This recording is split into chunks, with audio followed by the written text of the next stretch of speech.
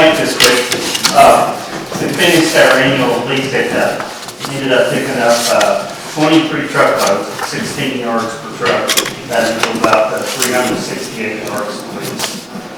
Last year we picked up 27 truckloads, but that truck was a little bit smaller than the one we have now, so that's probably the difference. What do you do with those? We took them down to the black site. We didn't haul them off to the landfill. We just took them down there and let them rot. Which is down there where those sewer plants? The old sewer plant, yeah. Been called out 4 times for snow, salt. Used 121 tons of salt, and we drove 709 miles cleaning the roads. All the trips we did. Sent sweepers out to Camargo to sweep 460 for them. We replaced 6 signs that were either hit by cars or just took down. And we fixed 12 potholes. And I want to give a shout out to the chief and his crew. They've been helping us get some cars out of the way that's been parked while we're trying to plow. So, y'all have anything for me? All right, thank you, Nathan. Thanks. Chief Noel?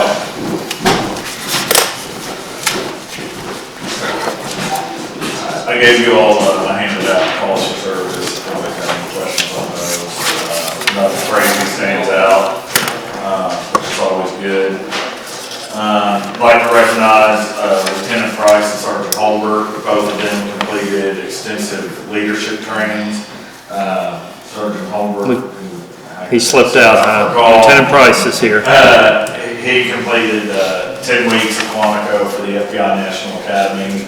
He's the first person in Montgomery County history to ever go that, so we're very proud of him. Lieutenant Price just completed CJEDS, which is a 3-week leadership class down in Richmond, and graduated Friday as well, so we're very proud of his accomplishments and the training that he's got. We have hired 2 new employees. They started last Monday, Corey Rapato and Preston Napier. Both of those will go to the academy later next year, one in February and the other in March. Jordan Stevens started his in-person academy this week, and he's already doing good and passed the entry stuff that needed to be passed, so hang on to that. And then lastly, we did receive approval from the Prosecutor Advisory Council, which is the Commonwealth Attorney. Basically, they are going to provide us with the grant for a new canine to replace Baum, who just got retired. So that will cost the city nothing. That once we purchase it, they will reimburse the city for the cost of that canine. So once we get the dog picked out, Officer Tristan Powell will be the next canine officer. And once he gets a dog, he gets it trained, we'll make a post out on Facebook and thank the Commonwealth for their assistance in getting us that grant and awarding us that money.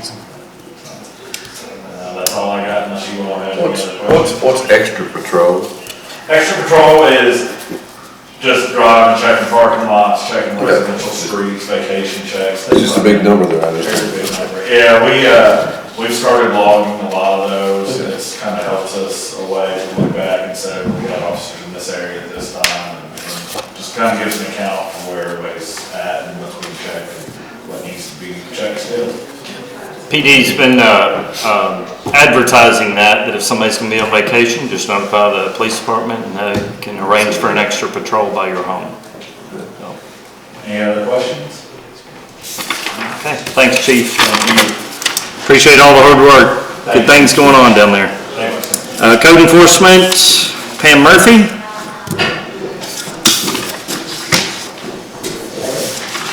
We started their first media campaign about don't let your couch become a citation.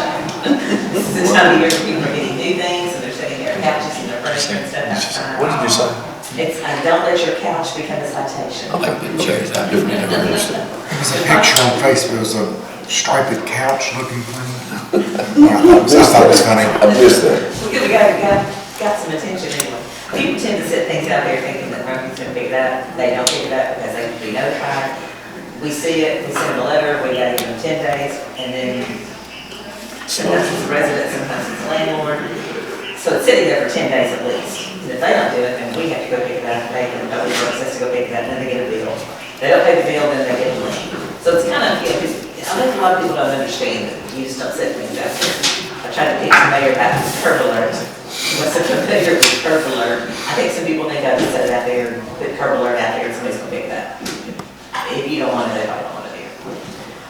So that was our first campaign. The next one will probably be parking in the yard, utility trailers, vehicles, all those things. There's a lot of people who park their vehicles and their trailers in the yard. So that's probably gonna be our next one, along with getting the trash bins back in after trash pickup day. Is there a limit on that trash pickup, Pam? Like, you know, some people are out of town, they leave it on Tuesday night, they don't come back till Friday. Do we need to alert somebody that somebody might be out, or? You don't have to think, I mean, in my neighborhood, as soon as that trash truck leaves, they're up there bringing their trash cans back in. Right. That's an unusual neighborhood. Right. You would like to think that your neighbor, that you would have your neighbor bring yours in.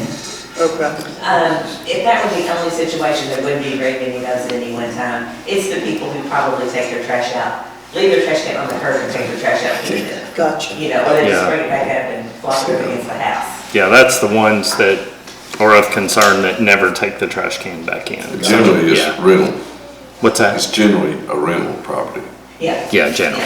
Yeah. And a lot of times just, and folks move in, they don't know, so part of this is an education piece, Yeah. just, And sometimes, and I need to investigate this a little bit, but sometimes we'll have multiple cans, multiple trash cans. With weekly service, I don't know that people can have that much trash, so it probably is a little bit of rental, so everybody has their own can. I don't know, there may be a way to manage that with just a little bit of communication. We do have a code enforcement board meeting each month. We bring before them the different things that have come up. We've had a few more people appeal those lately.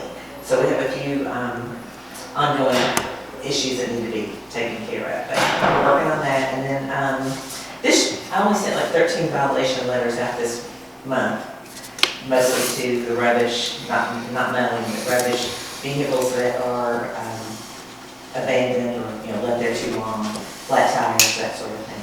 How long can they park a car in the yard or a trailer? 24, 48 In their hours? yard, they're not supposed to at all.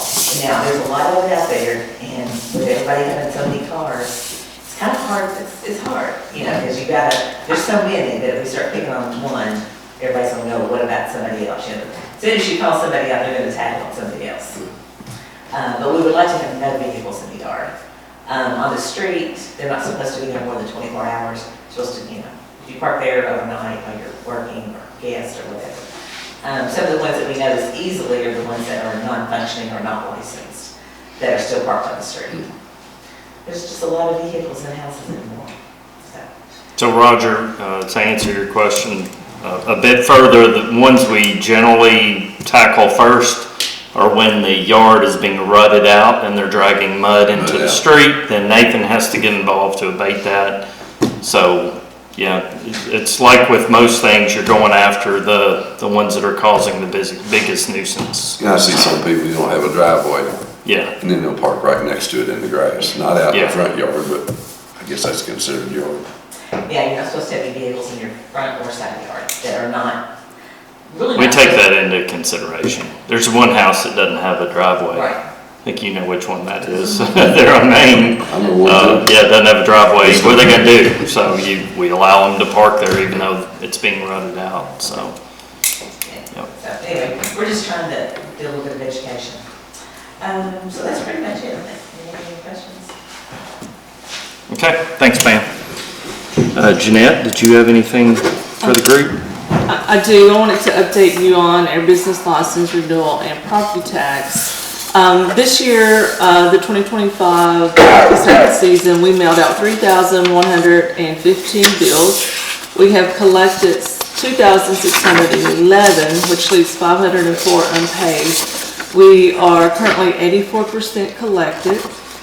We are in the face amount phase until December the 31st, and we do honor postmark. And last week I mailed out 749 business license renewal letters. And already this week I have issued 53 full-time and 10 part-time renewals. I have had 3 businesses call in and say that they are closed and no longer doing business in the city. And the mayor has graciously, again, this year, offered all business license holders a half-price discount if you renew your business license by January the 16th. A full-time business license is $100, you can get it for $50. A part-time business license is $50, you can get it for $25. So, and then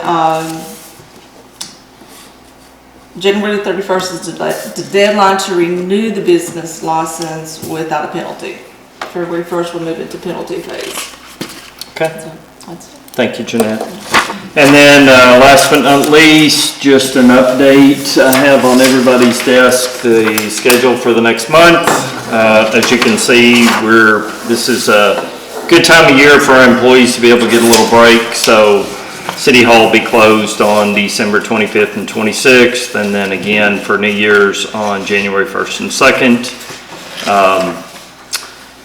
Project-wise, as you can see when you walked in, the sidewalk project is still ongoing, and if we could just get some good weather over the next couple of weeks, hopefully they can get to the corner down there and wrap this up for the season. Wrap up this portion of the project.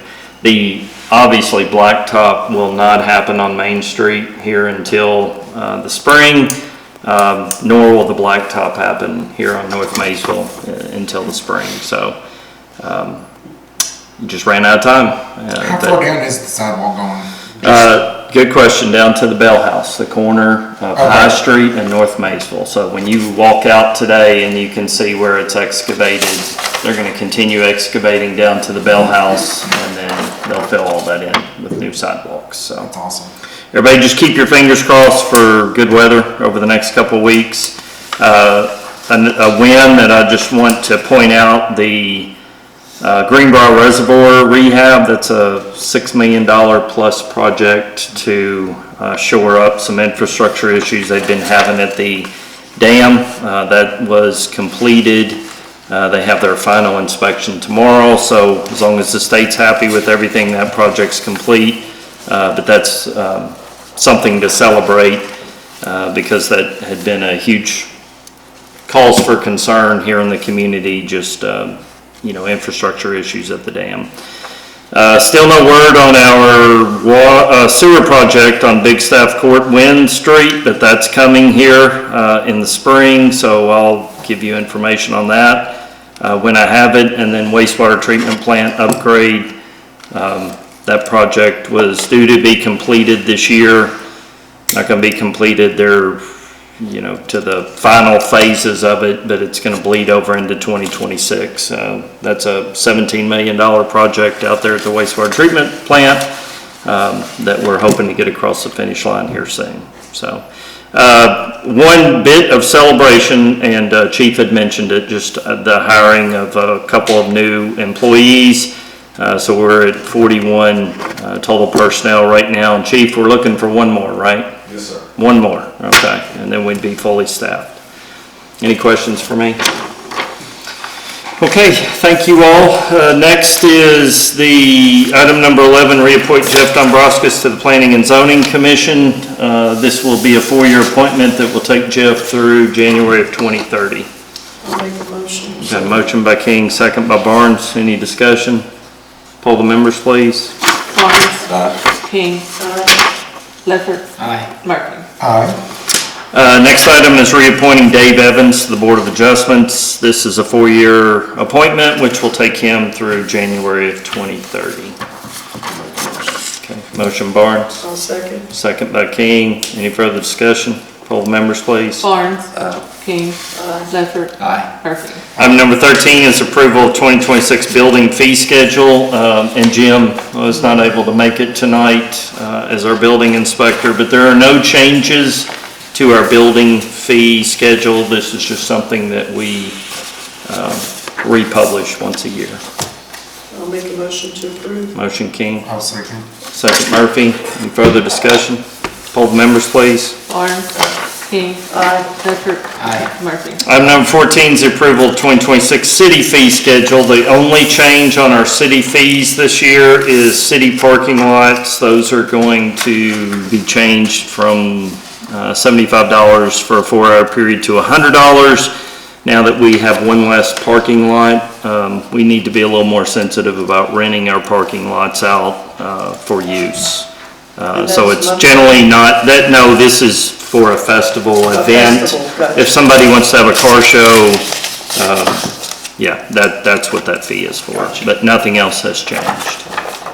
I'll make a motion. Motion by King,